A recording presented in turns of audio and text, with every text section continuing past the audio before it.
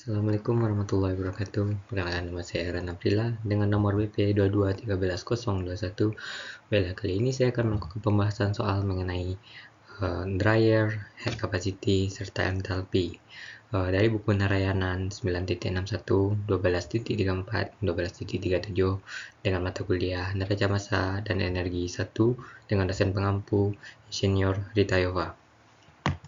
Baiklah, langsung saja masuk ke contoh soal yang pertama. Di sini kita akan menyelesaikan soal 9.61 pada buku Narayanan, di mana isi soalnya adalah padatan basah diumpankan ke dalam pengering untuk mengurangi kadar air dari 90% menjadi 20%. Produk yang telah dikeringkan dimasukkan ke dalam oven untuk dikurangi kadar airnya hingga menjadi 2%. Jadi di sini terdapat ada dua proses. Yang pertama, dari dryer menuju oven. Lalu diketahui juga jika pengering dapat menangani 1000 kg per hari padatan basah, hitunglah yang A, berapa produk yang keluar dari dryer dan oven. Lalu yang B, persentase air awal yang dikeluarkan dari pengering dan oven. Lalu untuk menjawab soal ini, hal pertama yang harus kita lakukan adalah kita harus mengetahui poin-poin apa saja yang telah diketahui dari soal, seperti basisnya, lalu nilai kadar air awalnya, lalu nilai kadar air pada produknya. Lalu untuk menyelesaikan soal ini, step pertama adalah membuatkan diagram alirnya seperti ini. Jadi dari dryer itu yang diketahui adanya nilai feed serta nilai konsentrasi cairnya atau basah, lalu nilai konsentrasi padatannya, di mana di sini nilai konsentrasi cairnya atau XF senilai 90% atau setara dengan 0,9.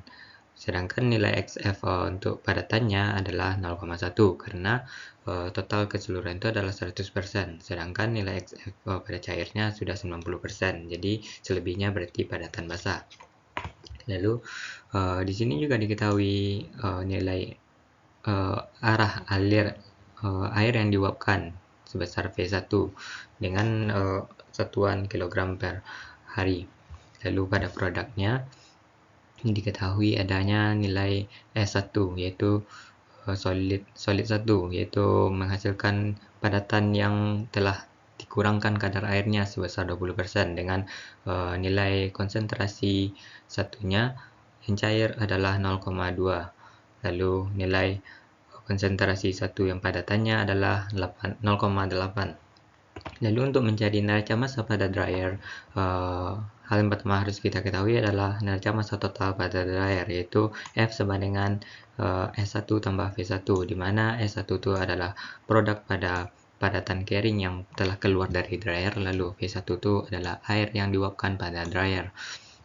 Lalu untuk mencari neraca massa padatan yang terdapat pada dryer, yaitu dengan cara feed dikali konsentrasi padatan pada dryer sama dengan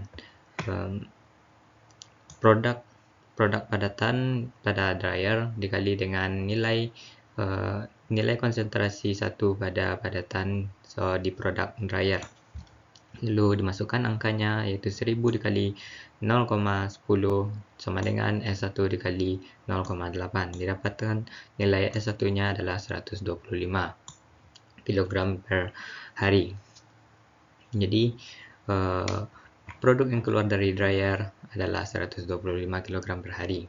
Untuk mencari nilai air yang diuapkan, dimasukkan lagi ke persamaan neraca massa total, yaitu F sama dengan S1 tambah V1, di mana nilai di sini telah diketahui F-nya adalah 1000. Lalu nilai S1 nya seperti yang telah dicari di atas ini, 125, dan untuk mencari nilai air yang diuapkannya 1000 dikurang 125, yaitu 875 kg per hari. Lalu di sini juga ditanya berapa produk yang keluar dari oven. Jadi produk yang telah dikeluarkan dari dryer tadi dimasukkan lagi ke dalam oven untuk dikeringkan kadar airnya hingga menjadi 2%. Jadi di sini juga dibikinkan neraca massanya, sedangkan feednya di sini adalah nilai dari S1 dengan konsentrasi cairnya adalah 0,2 dan konsentrasi padatannya adalah 0,8. Lalu di sini juga ditanya berapa uap airnya dengan diberi simbol V2 dengan satuan kilogram per hari. Di sini juga terdapat produk yaitu S2 berupa padatan yang telah dikeringkan dari oven dengan konsentrasi 2 cairnya adalah 0,02%, sedangkan konsentrasi 2 untuk padatannya 0,98%. Karena di soal diketahui konsentrasi cairnya itu menjadi 2%, dimana itu berarti sama dengan 0,02. Jadi selebihnya merupakan padatan 0,98%. Untuk menyelesaikan soal itu, hal yang pertama kita lakukan adalah membuat neraca massa total pada oven, yaitu nilai S1 ditambah nilai S2 sama dengan ditambah nilai S1 sama dengan S2 tambah V2. Maaf. Neraca massa padatannya untuk pada oven dapat dicari dengan nilai S1 atau nilai feed-nya sama dengan nilai produk pada dryer tadi dikali dengan nilai konsentrasi solid pada S1, lalu nilai S2 yang akan kita cari dikali dengan konsentrasi 2 solidnya, yaitu pada produk oven. Nilai S1-nya kita cari tadi 125, lalu nilai konsentrasi solid pada feed untuk oven diketahui 0,8. Lalu nilai S2-nya akan kita cari, nilai konsentrasi 2-nya pada padatan atau produk oven adalah 0,98. Lalu didapati nilai produk pada oven yaitu 102,04 kg per hari.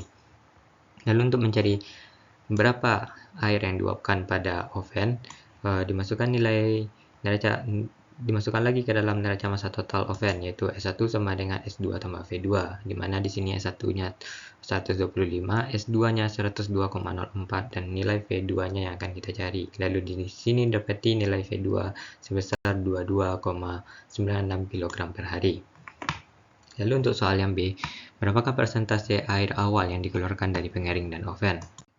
Baiklah, untuk menjawab soal yang nomor B, berapakah persentase air yang dihilangkan di dryer? Untuk mencari persentase air tersebut, pada dryer digunakan rumus nilai V1 dibagi dengan nilai feed-nya atau nilai basisnya dikali dengan konsentrasi cairan pada dryer, lalu dikali 100, dimana di sini dapat diketahui 875 dibagi 900 dikali 100, dan didapati konsentrasi atau persentase air yang dihilangkan pada dryer adalah 97,2%. Begitupun dengan persentase air yang dihilangkan di oven, dimana di sini nilai V2 dibagi dengan feed dikali konsentrasi air pada dryer dikali 100, dimana di sini 22,96 dibagi 900 dikali 100, dan didapati persentase air yang dihilangkan di oven 2,55%. Lalu selanjutnya adalah soal nomor 12.34 dari buku Narayanan, di mana soal tersebut adalah gas yang keluar dari pemanggang di pabrik asam sulfat memiliki komposisi sebagai berikut.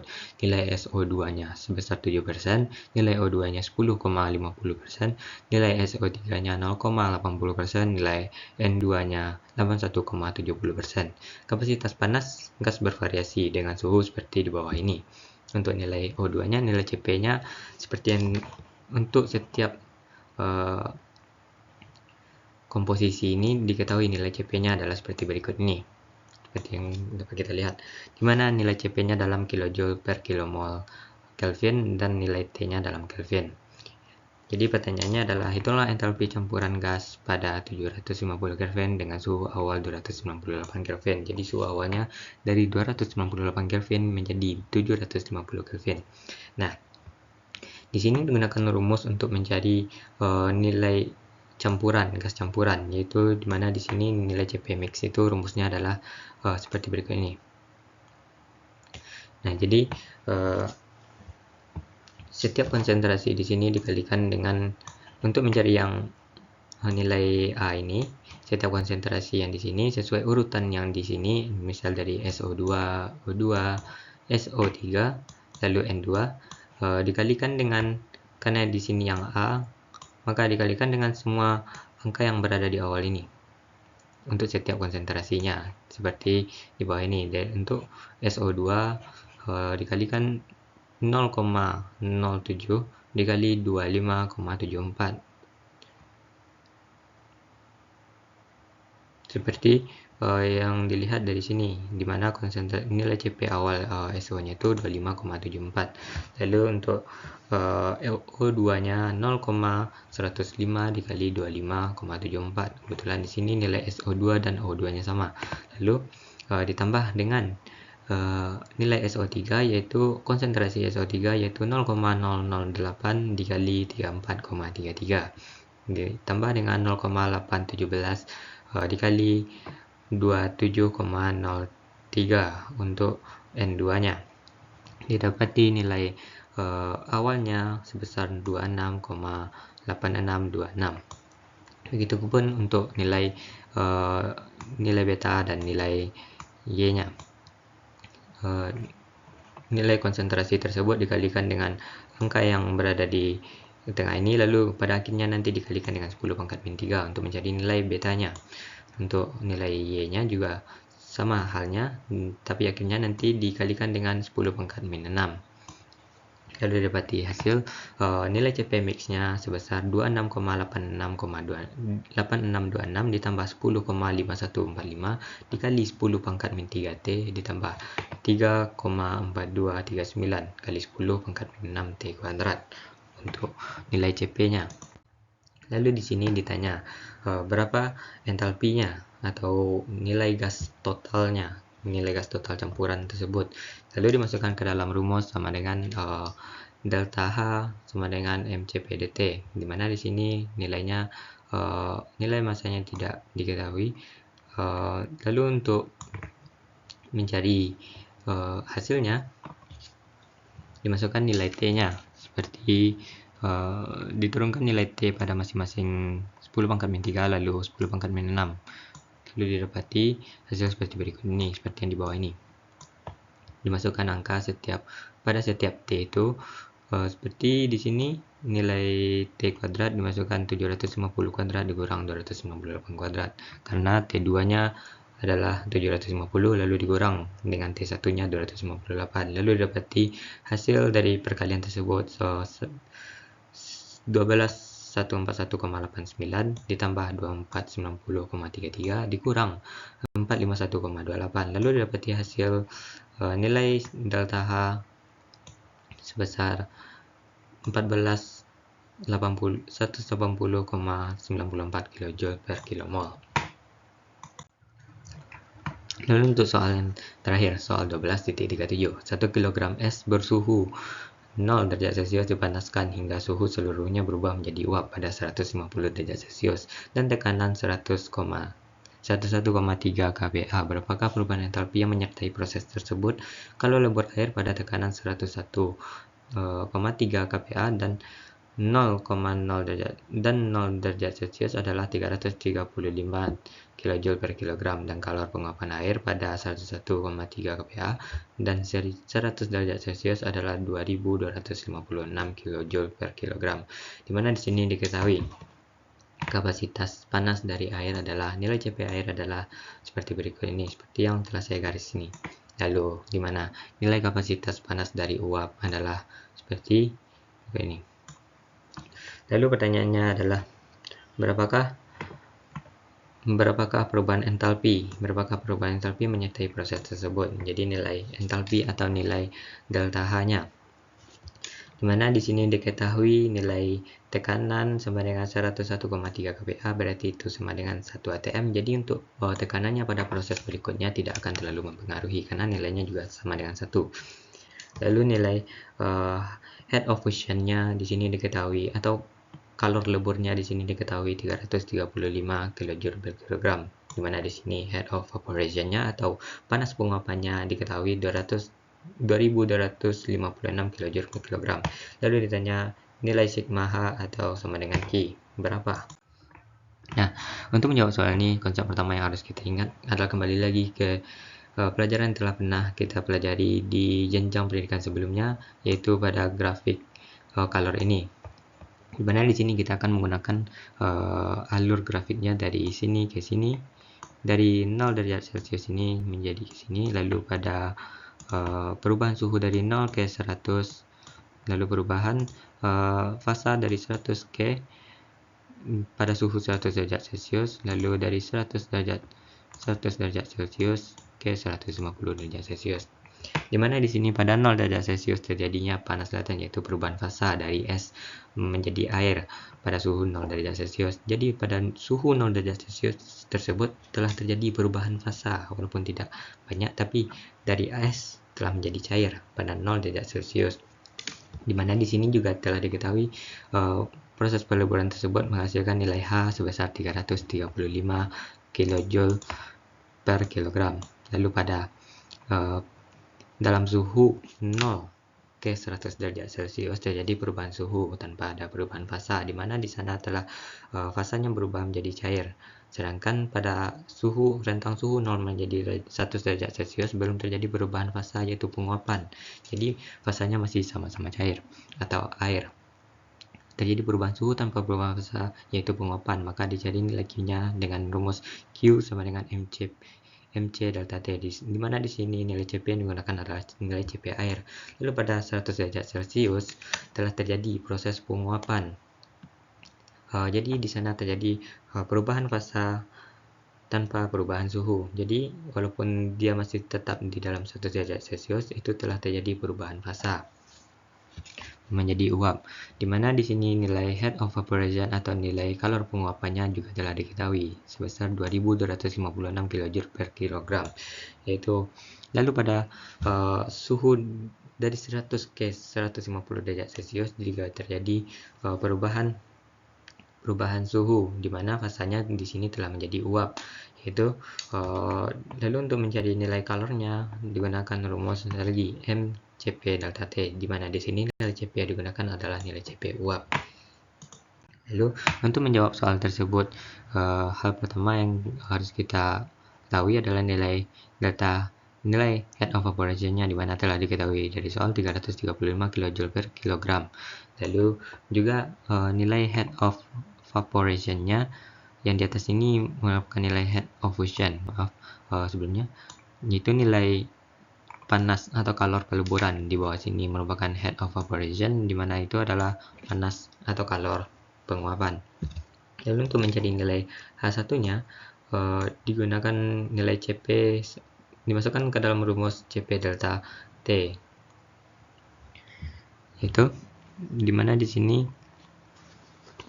mol airnya adalah 18. Jadi pada awalnya dinilai awalnya dibagi nanti dengan 1/18, lalu dimasukkan nilainya 18, sekian ini merupakan nilai Cp-nya yang telah diketahui pada soal sebelumnya, lalu diintegralkan dan didapati nilai Cp-nya berikut ini. Setelah diintegralkan nilai Cp tersebut tadi, lalu dimasukkan setiap rentang suhunya, yaitu dari 373,15 dikurang dengan 273,15. Kenapa di sini bisa berubah menjadi 273,15 dan 273,15, di mana sebelumnya suhunya diketahui dalam Celcius lalu diubah menjadi Kelvin karena pada pertanyaan diketahui nilai T-nya dalam Kelvin. Lalu dimasukkan nilai masing-masing suhunya ke nilai Cp yang telah diintegralkan tadi, dan didapati hasil perkalian dari integral tersebut adalah seperti berikut ini: 18 29,6 ditambah 15 525,5 dikurang 14 092,1 ditambah 4 540,9, lalu dikali 1/18 lalu dikali 1/18 atau dibagi dengan 18, didapati hasil nilai H1-nya sebesar 418,6 kJ per kilogram. Pada nomor 2 ini, untuk mencari nilai H3-nya sama dengan nomor 2 tersebut dengan menggunakan rumus yang sama, nilai M sama dengan MCP delta, nilai kalor sama dengan M kali Cp delta T, di mana di sini nilai Cp untuk di sini ini merupakan proses penguapan, di mana nilai Cp uap adalah seperti yang telah diketahui soal sebelumnya. Lalu proses berikutnya sama dengan pada nilai nomor 2, pada proses nomor 2 tersebut dimasukkan nilai T-nya, lalu diintegralkan, lalu dimasukkan nilai T-nya. Jadi nanti pada akhirnya didapati hasil 1523,75 ditambah 192,14 ditambah 9,43. Lalu hasilnya nanti, hasil penjumlahan tersebut nanti dibagi dengan 18 dan didapati nilai H3-nya sebesar 95,85 kJ per kilogram. Lalu untuk mencari delta H atau sama dengan Q-nya atau kalor totalnya ditambahkan setiap nilai yang telah kita cari tadi, di mana di sini nilai HF-nya adalah 335 kJ per kilogram, lalu nilai H1-nya 418,6 kJ per kilogram, lalu nilai heat of evaporation-nya atau kalor penguapannya adalah 2256 kJ per kilogram, dan nilai H3-nya atau nilai H3-nya sebesar 95,85 kJ per kilogram, dan didapati hasil totalnya nanti atau kalor totalnya sebesar 3105,45 kJ per kilogram. Mungkin hanya sekian pembahasan soal dari saya. Apabila ada penyampaian yang salah atau yang kurang, saya mohon maaf. Wabillahi taufiq wal hidayah. Wassalamualaikum warahmatullahi wabarakatuh.